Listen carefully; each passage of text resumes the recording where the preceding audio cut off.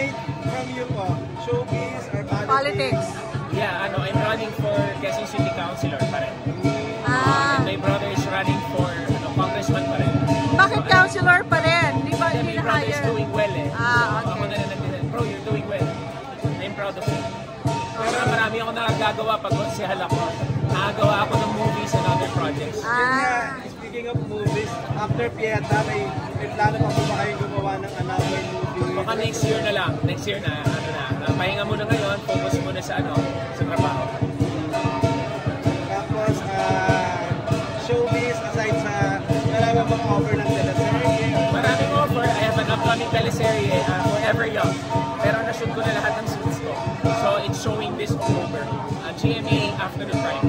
Alfred, here in Hollywood, napag-uusapan yung medyo sensitive issue na sexual harassment.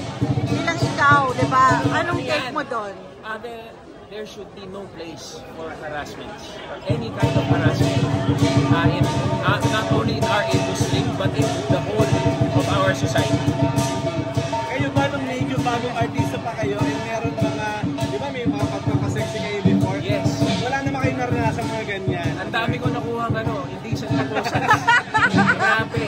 Pero ako, swerte ako kasi yung